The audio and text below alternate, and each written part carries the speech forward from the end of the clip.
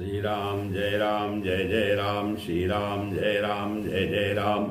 नीलाम्बुज श्यामल कोमलांगम सीता समारोपित वामभागम पाणो महासायक चारु चापम नमामि रामम रघुवंशनाथम। ओम श्री सीतारामचंद्राभ्याम नमः, उमामहेश्वराभ्याम नमः, ओम श्री एकादशी दक्षिणेश्वर राम सरकार शिलते नमः। सत्संग क्रम में आज श्रीमद् भागवत महापुराण की अष्टम स्कंध से 19वें अध्याय कथा है, जिसमें भगवान वामन का बल से 3 पग पृथ्वी मांगना और बल का वचन देना और शुक्राचार्य जी का उन्हें रोकना, ये कथा है। श्री सुखदेव जी कहते हैं, इति वैरोचनेर्वाक्यम धर्मयुक्तम शत्रुनृतम निशम्य भगवान प्रीतः प्रतिनद्धेनच्छेद्यमब्रवीत। और श्री सुखदेव जी कहते हैं कि राजा बल के ये वचन धर्म भाव से भरे और बड़े मधुर थे।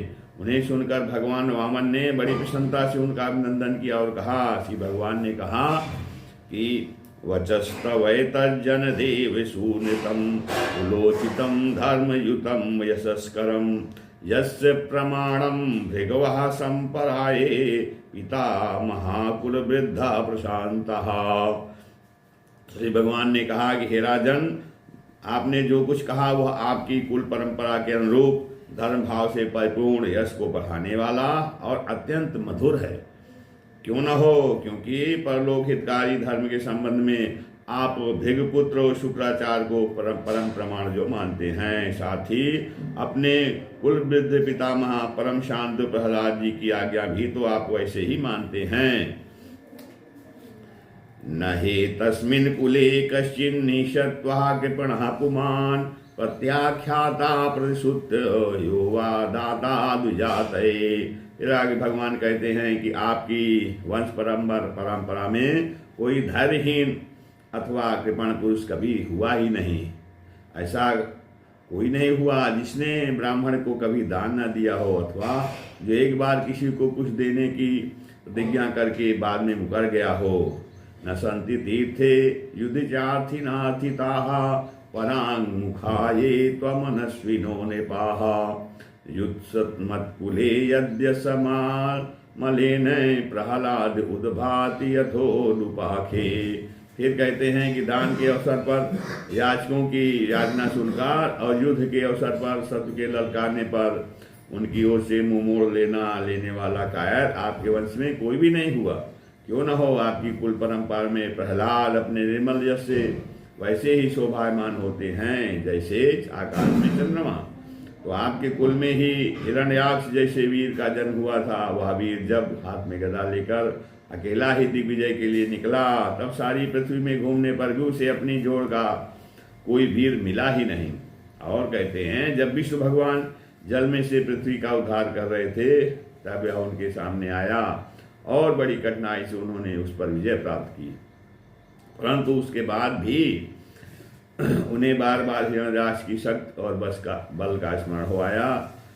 तो उसके बाद उसे जीत लेने पर भी वे अपने को विजयी नहीं समझते थे। और जब हिरण्याक्ष के भाई हिरण्यकश्यप को उसके वध का वृत्तांत मालूम हुआ, तब वो अपने भाई का वध करने वाले को मार डालने के लिए और क्रोध करके भगवान के निवास स्थान वैकुंठ धाम में पहुंचा। वहां पहुंचकर विष्णु भगवान माया रचने वालों में सबसे बड़े हैं और समय को खूब पहचानते हैं।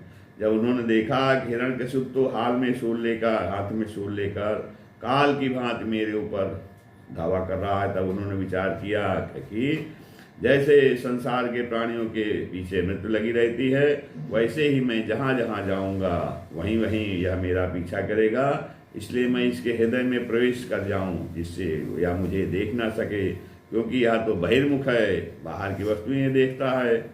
असुर शिरोमणि, जिस समय हिरण्यकश्यप उन पर झपट रहा था, उसी समय ऐसा निश्चय करके डर से जो है कांपते हुए विष्णु भगवान ने अपने शरीर को सूक्ष्म बना लिया और उसके प्राणों के नासिका में से होकर हृदय में जा बैठे।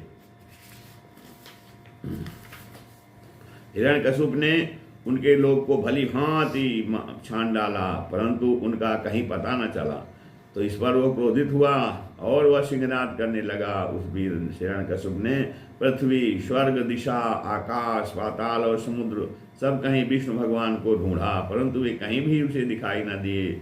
उनको कहीं न देखकर वह कहने लगा, मैंने सारा जगत छान डाला परंतु वह मिला नहीं। अवश्य वह भातृघाती उस लोक में चला गया जहाँ जाकर फिर लौटना नहीं होता।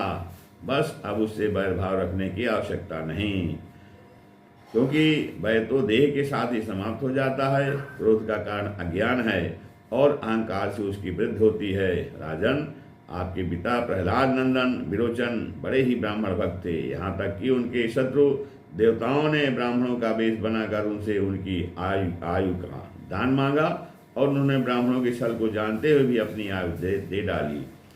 आप भी उसी धर्म का आचरण करते हैं जिसका शुक्राचार्य आदि गृहस्थ ब्राह्मण, आपके पूर्वज प्रहलाद और दूसरे शशिवीरों ने पालन किया। हे दैत्यराज, आप मुमांगी वस्तु देने वालों में श्रेष्ठ हैं। इसी से मैं आपसे थोड़ी सी पृथ्वी केवल अपने पैरों से 3 पग मांगता हूँ।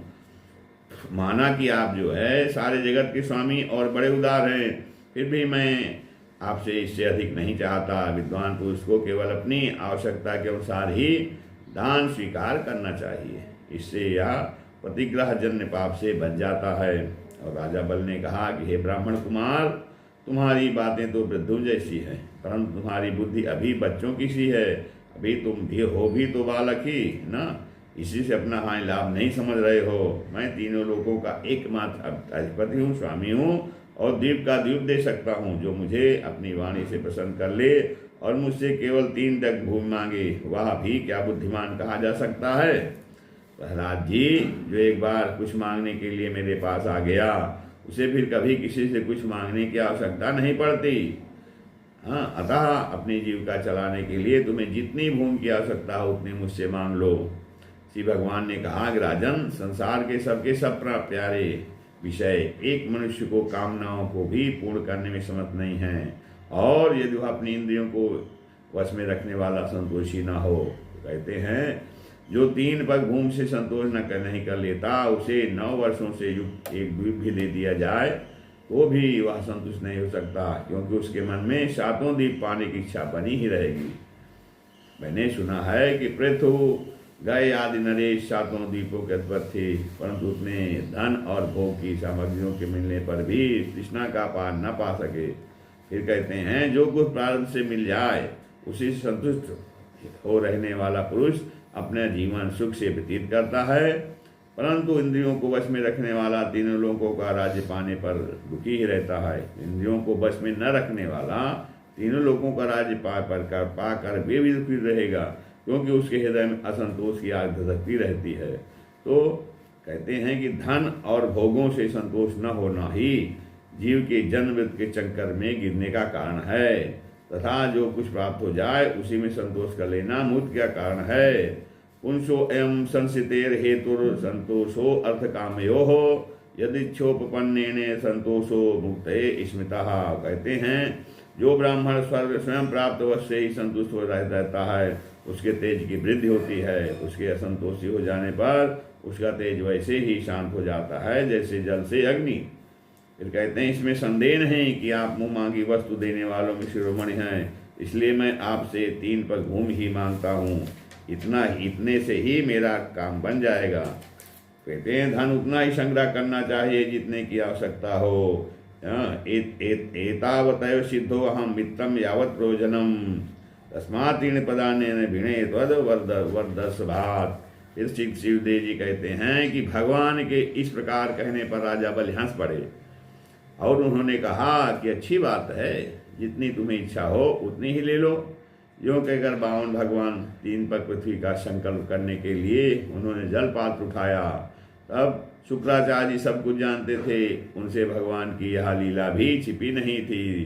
उन्होंने राजा बलि को पृथ्वी देने के लिए तैयार देकर उनसे कहा। शुक्राचार्य जी ने कहा एव वैरोचने साक्षात भगवान विष्णुरव्ययः कश्यपाद तेर्जातो देवानाम कार्य साधक। कहते हैं विरोचन कुमार, ये स्वयं अविनाशी भगवान विष्णु हैं, देवताओं का काम बनाने के लिए कश्यप की पत्नी अदिति के गर्भ से अवतीर्ण हुए हैं, और तुमने यह न जानकर कि ये मेरा सब कुछ छीन लेंगे, इन्हें दान देने की प्रतिज्ञा कर ली है।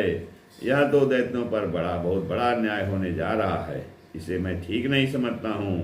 कहते हैं स्वयं भगवान एष ते स्थानमैश्वर्यम सियम तेजो यशा सुतम दास्यात्याच्छित्या शक्राये माया माणव को हरि।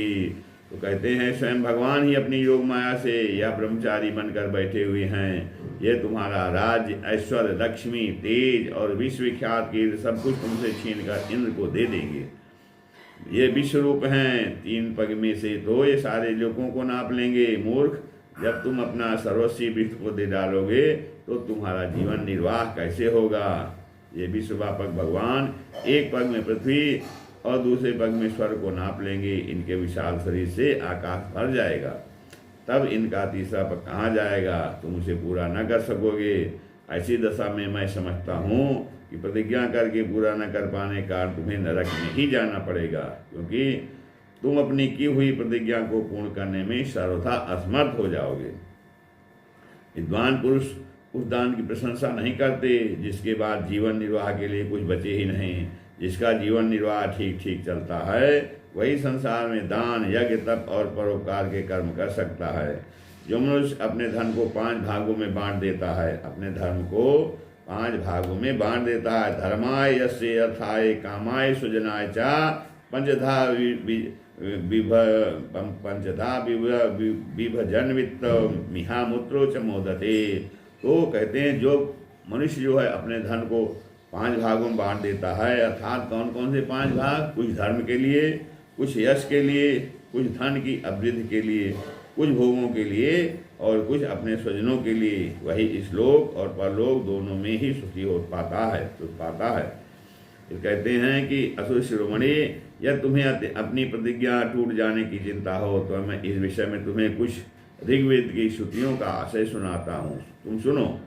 श्रुति कहती है कि किसी को कुछ देने की बात स्वीकार कर लेना सत्य है, पर नकार जाना अस्वीकार कर देना असत्य है। यह शरीर एक वृक्ष है और सत्य इसका फल फूल है, परंतु यदि वृक्ष ही न रहे तो फल फूल कैसे रह सकते हैं। क्योंकि नकार जाना, अपनी वस्तु दूसरों को न देना, दूसरे शब्दों में अपना संग्रह बचाए रखना, यही शरीर रूप वृक्ष का मूल है। सत्यम पुष्पफलम विद्या दातम वृक्षस्य गोगीयते वृक्षे अजीवति तन्न स्यादनतम मूलमात्मनः। और कहते हैं जैसे जड़ रहने पर वृक्ष सूख कर थोड़े दिनों में गिर जाता है, उसी प्रकार यह धन देने से अस्वीकार न किया जाए तो यह जीवन सूख जाता है, इसमें संदेह नहीं है। फिर कहते हैं हाँ मैं दूंगा, या वाक ही धन को दूर हटा देता है, इसलिए इसका उच्चारण ही अपूर्ण अर्थात धन से खाली कर देने वाला है। और कहते हैं यही कारण है कि जो पुरुष हाँ मैं दूंगा ऐसा कहता है वह धन से खाली हो जाता है। जो याचक को सब कुछ देना स्वीकार कर लेता है वो अपने लिए भोग की कोई सामग्री नहीं रख सकता। इसके विपरीत मैं नहीं दूंगा, यह जो अस्वीकारात्मक सत्य है वह अपने धन को सुरक्षित रखने तथा पूर्ण करने वाला है, परंतु ऐसा सब समय नहीं करना चाहिए। जो सभी वस्तुओं के लिए नहीं करता रहता है उसकी अब कीर्त हो जाती है, वह तो जीवित रहने पर भी मृतक के समान ही है। कहते हैं स्त्रियों को प्रसन्न करने के लिए हास परिहास में, विवाह में, कन्या आदि की प्रशंसा करते समय, अपनी जीविका की रक्षा के लिए, प्राण संकट उपस्थित होने पर, गौ और ब्राह्मण के हित के लिए तथा किसी को मृत्यु से बचाने के लिए असत्य भाषण भी उतना निंदनीय नहीं है। कहते हैं स्त्रीषु नर्विवाहे च वृत्त्यर्थे प्राण संकटे गृह ब्राह्मणार्थे हिंसायाम नान्यतम स्यात् युगुस्थितम। तो इस प्रकार इन्होंने कहा कि कहाँ कहाँ पे जो है असत्य जो है वो सत्य के समान हो जाता है, असत्य भाषण निंदनीय नहीं है। पहला इन्होंने बताया कि स्त्रियों को प्रसन्न करने के लिए हास परिहास में, फिर विवाह में, कन्या की प्रशंसा करते समय और अपनी जीविका की रक्षा के लिए और प्राण संकट व्यवस्थित होने पर, गौर ब्राह्मण के हित के लिए तथा किसी को मृत्यु से बचाने के लिए असत्य भाषण भी उतना निंदनीय नहीं है। इस श्रीमद्भागवते महापुराणे परमहंसायां संहितायां अष्टम स्कंधे वामन प्रादुर्भाव 19वां अध्यायः। श्री राम जय राम जय जय राम, श्री राम जय राम जय जय राम।